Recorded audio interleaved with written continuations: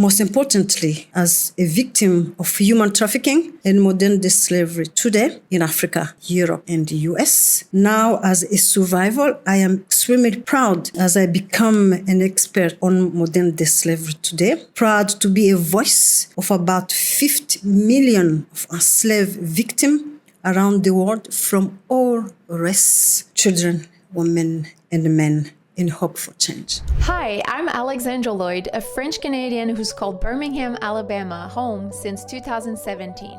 Welcome to From Where to Here, the podcast that celebrates the rich diversity of languages, cultures, and the stories that connect us all. Each month, I'll sit down with inspiring guests from different backgrounds to explore their cultures, languages, and tackle some fun in our Truth, Dare, or Debunk segment. Whether you're a language enthusiast, a culture lover, or just curious about the world, you're in the right place. Let's dive into your next favorite cultural adventure.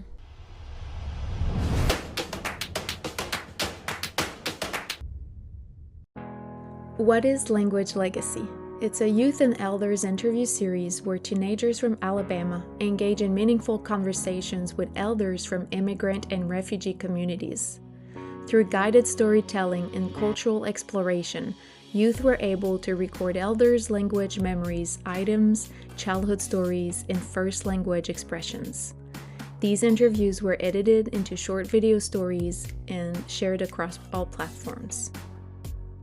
The goal is to bridge generations through the power of language and storytelling, preserving cultural heritage by connecting youth with immigrant and refugee elders. The possibility of this project is cultural connection, intergenerational understanding, and appreciation through the power of language and storytelling. We want to foster cross-generational and cross-cultural connection, elevate and preserve the linguistic and cultural stories of elders, and finally empower youth as interviewers, listeners, and cultural documentarians. Hi Espérance, how are you? Good, thank you. How, Kirby? All right, we'll start off with our first question. If you were telling me about who you are, but not using your name, job, where you're from, or what you do for fun, how would you describe yourself? Courageous, resilient, dreamer, loving. That is beautiful. Thank you. I see all of those things just in having met you. Thank you so much. Okay. Vice versa. Can you share a proverb, idiom, or common saying from your culture? In my country, we use a lot of proverbs because they were silenced for a long time. But I have this one, or one among them is umwanzi agucira umwobo, Imana igucira icyanzu. Does this mean the enemy plot your death when God is plotting to save you? I think it's a little bit closer to that because this is spoke to me a lot to what I went through. A child, since I was 2 years old, and for five decades, victim of countries of different crimes against humanity, survived them. And I think that the enemy wanted me to die and to disappear, not to tell my story. But God was there protecting me. I'm glad you're here sharing today. Thank you. Who were the storytellers in your community or family, and what stories do you remember? My mother was an amazing storyteller. First, she told me about her maternal grandmother, who raised her as an orphan Rwandan little girl and baby. But most importantly, he told me a story about me and her maternal grandmother, who was amazing, brave woman and feminist in Rwanda. She took me. I call it a Rwandan prophecy. I even put it in my book, Memoir. When I was a little girl, a little baby born, my parents brought me to her to visit her in countryside. And the minute she saw me, she lifted me up and she told them that this child will be great among all nations. At that time, I couldn't understand. I was young, flying high, but now I can see that. How old were you when she told you that? Mid-20s, okay. Flying high, partying, working hard, and I was like, now I can see that prophecy is coming here in the US. In the US? Mm-hmm. Yes, in my 60s. In your 60s, yes. Yes. Were you close with her? Did you get to maybe with her Fortunately, often? I will love to see that amazing, exceptional great-grandmother. Her name is Elizabeth Nyirahabimana. I didn't have a chance to see her, but my mom I was extremely fond of her. But you can tell how she raised my mother. My mother became one of the amazing feminists in my country. Saved a lot of girls and children from abuse. Now those women are thriving children. Oh my goodness. Yes, I'm blessed. I'm from amazing family myself. What accomplishments are you most proud of? Many thanks to the blessings of my parents and this amazing woman, great grandma, and my paternal grandma, of course. I come from a legacy of feminist family. Even men, they were. My father, my grandfather, yes. My story is very complex and complicated and also historical, of course, inspiring. But what I'm proud of many things. I was denied to go to school, and yet I love school so much since I was a little girl. But I become a self-taught, and without almost education at all, I become one of a successful young woman in Rwanda. Today, I am so proud to become soon a first-time author, again, without almost education. Most importantly, as a victim of human trafficking and modern-day slavery today in Africa, Europe, and the US. Now, as a survivor, I am extremely proud as I become an expert on modern-day slavery today. Proud to be a voice of about 50 million of enslaved victims around the world from all races, children, women, and men, in hope for change. Oh my goodness. How old were you when you had to start teaching yourself? Since I was 5 years old, really, yes. As a survivor, as a child survivor of the first genocide in Rwanda in 1959. When did you leave again? Or when did you leave Rwanda? During the genocide in Rwanda in 1994. 94. Okay. I was in my mid-30s. Did you go to Europe from there? I went to many countries as a refugee. I have been almost a refugee all my life. That's now today, I'm in my 60s, that I start to feel maybe America is home. And maybe America and Rwanda, as a Rwandan American woman, I started to feel that Rwanda and the US is my home. Beautiful. Because I have been homeless almost all my life. I'm glad you've found a bit of a home here that feels a little bit. Yes. You and your family to the United States, we talked about that. Did you have any family with you? No, as a young Rwandan Tutsi woman, victim of genocide in Rwanda in 1994, and my both parents have been assassinated during that time. As an extremely vulnerable young woman, I was trafficked to US by a higher educated white man who in US made me his slave and trafficked me to many US states, including foreign countries. Well, I know we talked a little bit about this last night, about how people ask you this, but do you mind sharing how you got out of that? When Americans heard about this story, they are horrified, and they ask, the first question came to their mind, how did you escape? I feel like with my dream and vision I have when I was 5 years old, that saved me, and also saved me when I was in captivity, in America, in hell, it's a hell, horror captivity, true hell, really. When him and his accomplices wanted to kill me, not to be exposed and to be caught. But I stay with that vision and to speak up, to fight for justice, to speak up about modern-day slavery, and especially labor trafficking, forced labor, bonded forced labor here in the US, which doesn't get a lot of attention. It doesn't get talked about a lot. We need to hear more about Yeah, they talk about sex cells, even though I have been a victim of sex trafficking in Africa. But US, I am pushing more about labor trafficking, and also I'm pushing about to change about statute of limitation laws in behalf of victim and survivor modern-day slavery in the US, which is going to help other countries. This is a crime against humanity on American soil, and there is no statute of limitation for that. Or I refused because for many reasons, where a victim is going to be able to figure out because of trauma for many things, injustices in this country, in racism, isms, and the statute of limitation is gone, and they should change that. The statute for limitation allows to stay for life. I hope you can be a bigger part of changing that and making my that. goal is to go to Senate, the 2 years of Congress, 2 years government to talk about that. But I think I'm not the only one. No. Who is talking about statute of limitation. I heard of very few talking about the survivor of human trafficking in the US, talking about statute of limitation laws to be changed. And some experts as well. Have you started that process, or is that in the future? It's in the future. I am waiting my book, Memoir, to be Published. Published.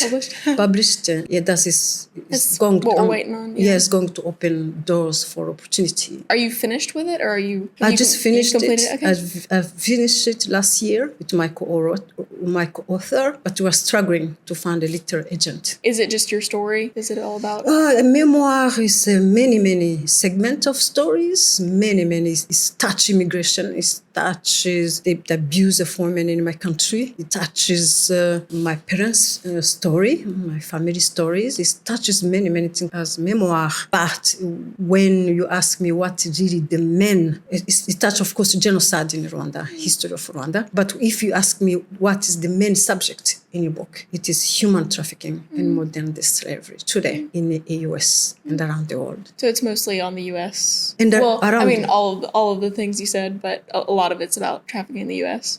Trafficking around the world. Okay. The labor trafficking, forced labor, bondage, forced labor. I am studying more in the U.S. as a victim myself and a survivor of labor trafficking, forced labor, bondage, forced labor in the U.S. about 20 years. How long have you lived in the Homewood area or around here? Well, that is really a good question. When the people ask me, when did you arrive in the US? To me, I feel like I arrived in the US since 2013, even since I was trafficked in 94 and stayed and be in captivity for about 20 years. I was not in America. To me, I was in hell in America. I didn't know anything about America. When you're a slave, you don't have any information about where you are. That is a game of traffickers. They denied you in addition knowledge, which is the key. But I feel like I have been in America since 2013 when I escaped my traffickers and their accomplices, their American accomplices, and start to fight for justice. If you could preserve one story or memory from your life forever, what would it be? I gravitated toward arts. And so, in addition, being denied school, my creativity brain becoming more bigger, aware, and I use it to heal. And I love architecture, I love songs, I love dancing, I love fashion. And I remember vividly that story when I went to church, because I'm from a spiritual family. And I was for a child refugee without clothing. And my parents bought me beautiful pink flower dress and beautiful shoes, and for my first time and cut my hair. And I went myself to church. I think being independent start early. Yeah, being resilient, being an amazing child. I am now becoming an amazing woman. I become independent early age too. I used to go to school by myself when my little sister went to fancy school with the white kids, with going with the maid taking her. But me, I will go myself running. And yes, I went to that church on Sunday. And before entering to the church, went to a kind of a mountain just by myself. I took my dress. I started to dance like a ballerina. I cannot forget that story too. I wanted just to be a fashion model. That's amazing. At 5 years old? Yeah, 5 years old, when I had too many dreams. And when my country, we didn't have magazines to look at it as fashion models, when we didn't have TVs, even though my parents were rich, but we only have radio.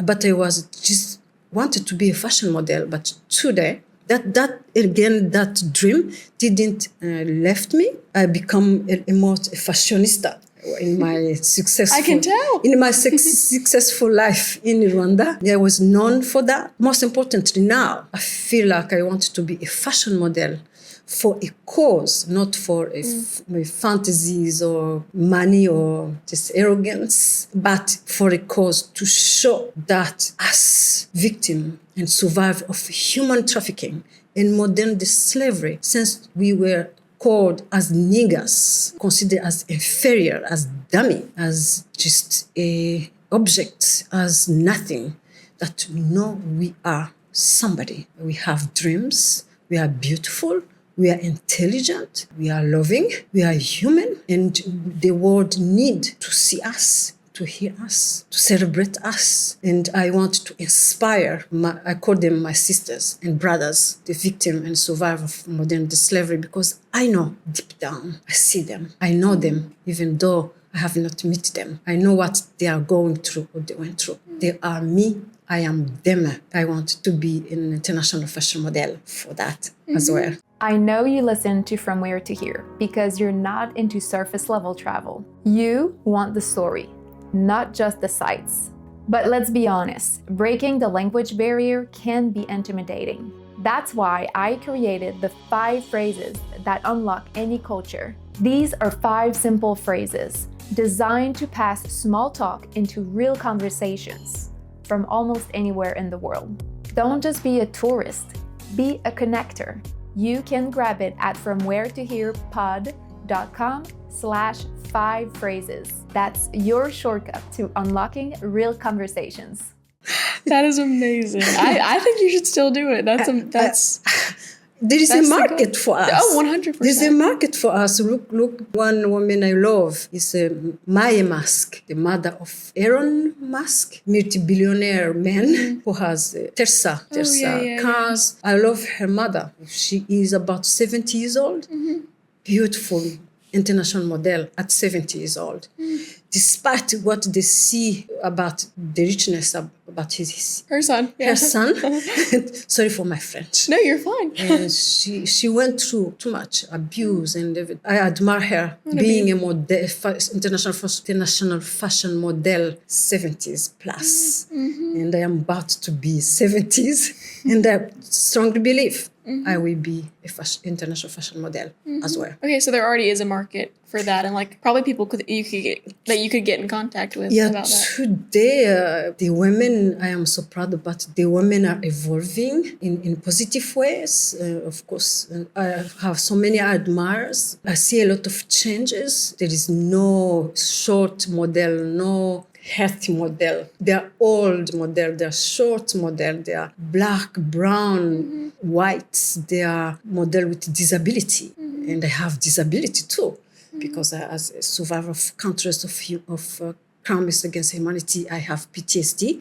And this is a disability too. And because in the end, there is a hope. And I'm so thankful to my parents who named me Hope, Espérance, which means hope in English, which means espoir in France, which means many languages as well. I think so that hope name I found in the end when I survive all, not perfectly, of course. It bear a lot of responsibility. I could not betray that name, living and becoming angry and hateful and vengeful. I wanted to continue to carry that hope and give that hope too as well. Well, you give off that hope and all the things that you're saying, and it's inspiring. Yeah. You had mentioned that you went to school and your sister went to school. Was it common for females in Rwanda to go to school, or was that specific to y'all's area? Since my parents were among the very few elite in my country, rich and have access to people in government, and we had opportunity which many others didn't have. But thank God my parents shared that opportunity to the poorest people, to the abused people from all ethnic groups in my country, Tutsis, Hutus, and Pygmies, called Twa in Rwanda. As a racist country, my parents were not racist. hand me that beauty, that legacy. And so what I'm doing today is to honor the legacy of my parents. Oh my goodness. Yes, I have a lot of responsibility. I could not let myself down or in despair because it's so honor of my parents' legacy that also kept me alive, that also saved me during my captivity in the US as well. Did you have any other siblings? My sister lives in France. Do you get to see her often or no? Yes, I see sometimes. France, yes. Is she older or younger? Younger. Younger, okay. If your language were a song, what kind of song would it be? Many. Hope, of course. Love, I believe strongly in love, when even though I was being for many years surrounded by hateful people, racist, evil people. But I believe strongly in love because, again, my parents, my great-grandmother, Elizabeth Nyirahamana, my paternal grandmother, Therese, who saved me in refugee camp. They were amazing, loving, proud to be from a loving family. And also, it will be kindness. Kindness is my power. That has saved me too. Grace. I am so thankful not only for my family, but also for many American people. After my escape, I met who really helped me and who become my family now, my choosing family. You had said, we talked a little bit about how a lot of your culture is like quieter and more keep to themselves and how you were different from that. Do you think that's just your nature and how you were, or do you think experiences in your life made you like that? That is a good question. I used to question myself. Why am I such different? I live in my own world, but that world helped me as a child suffering of trauma, traumas. We didn't have psychiatry, we didn't have psychologists, we didn't have access to all. But I lived in my own world of beauty, of endless possibility. Even though I was from elite family, we're of family, but when you live in that country, in that such system, in one day you lose everything. In one minute they kill you. You don't know in the next day if you're going to survive. You're going to live. And I was living in my own world when I dreams and endless possibility and beauty and love and grace and kindness, empathy and compassion. I was very, very different, outspoken. I was outspoken, which was dangerous to that country. Today it's changed 360 degrees. I'm honored to have been able to talk with you. Oh my goodness. Thank you so much for being open and sharing and letting us hear a bit of your story and about that. Oh my goodness. Thank you. That is a small portion of my story. Thank you for this opportunity. Thank you for coming. Thank you to everyone who shared their stories and helped bring this project to life. Thank you for tuning in to From Where to Here. If you enjoyed this episode, be sure to hit subscribe, leave a review, and share it with someone who loves discovering new cultures. Follow us on Instagram at From Where to Here Pod for exclusive updates, behind the scenes moments, and a peek at upcoming guests. Until next time, keep learning, keep connecting, and keep celebrating the beauty of languages and cultures. À bientôt!